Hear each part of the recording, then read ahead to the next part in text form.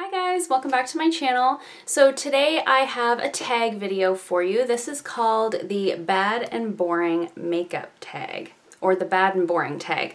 I think this was originally created by Lobotomy, but I had seen Hannah from Smokey Glow do this tag and I just thought it was kind of interesting and cool and I wanted to participate. So here we are. I will link both of those videos below as I did not create this tag. So this is going to be all about the most boring and bad makeup out there, which I think is kind of fun to like roast some makeup.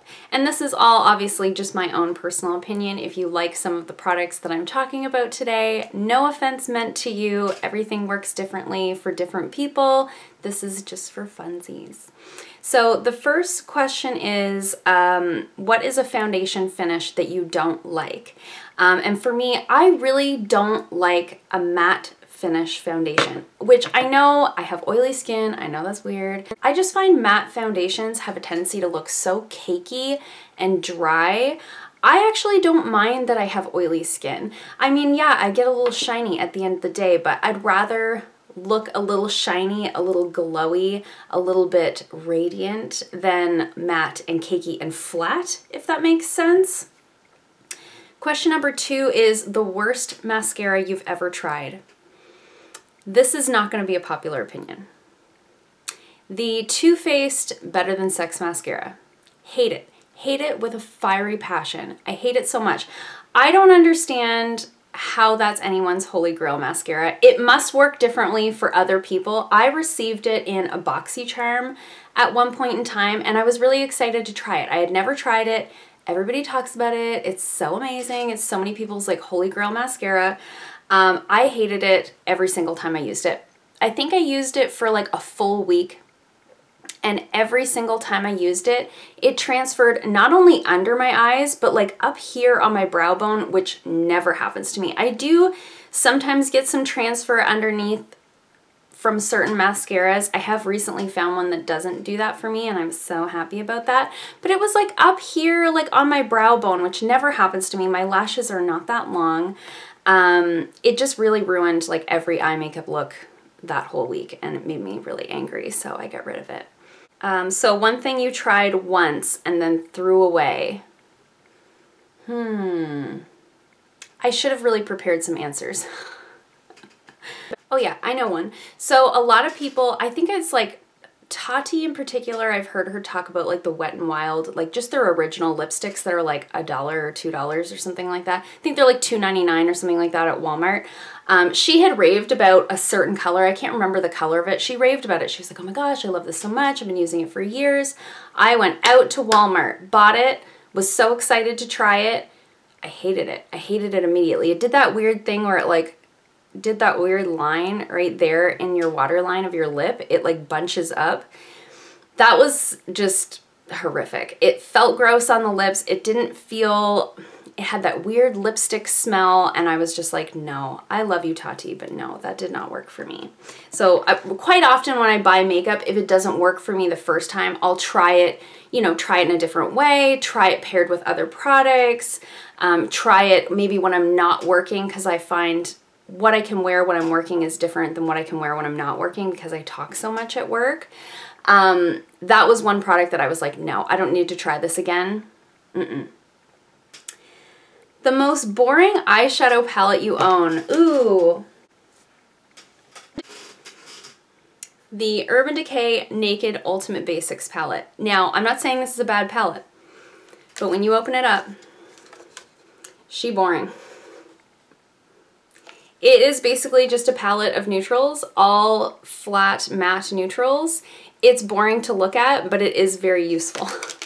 Question number 5, a makeup trend you think is boring and want to go away.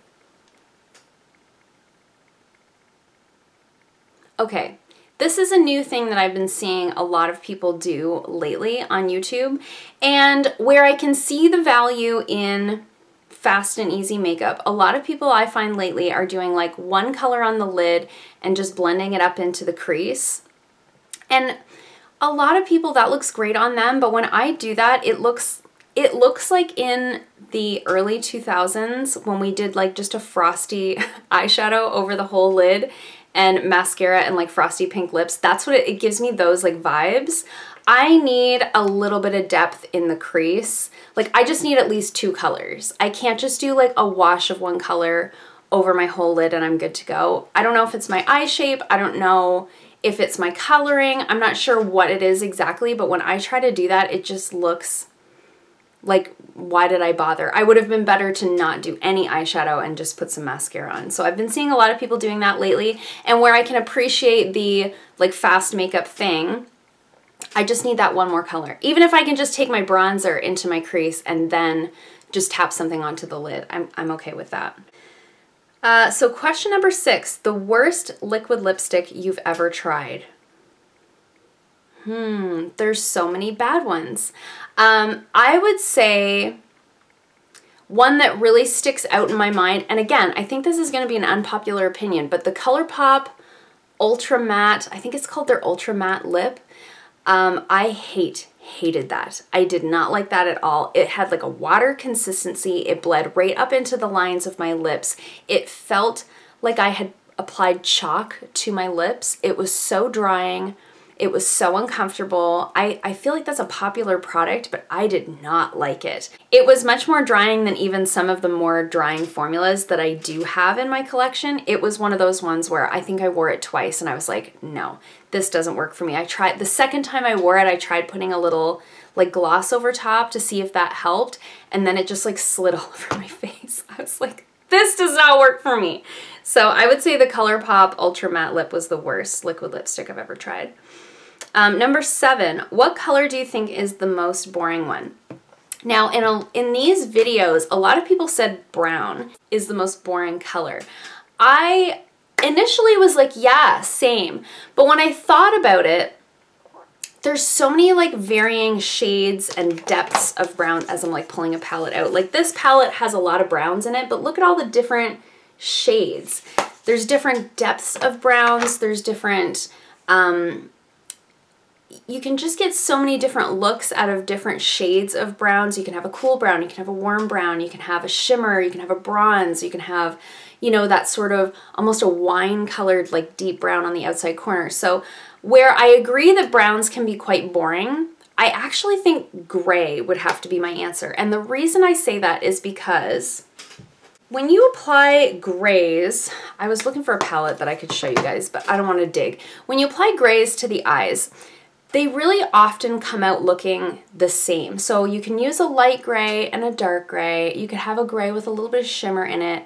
But in terms of tones, you don't see a lot of depth of tone in a gray on the eye. I don't feel that way when it comes to like nail polishes, but when it comes to like an eyeshadow, I find a gray eyeshadow is a gray eyeshadow. You can have a good one and a bad one, but in general, it's boring in terms of not having that sort of richness that you could get out of, say, a brown or a blue or a purple or like a cranberry, something like that, if that makes sense. Okay, question number 8. What brand do you think is coming out with the most boring things?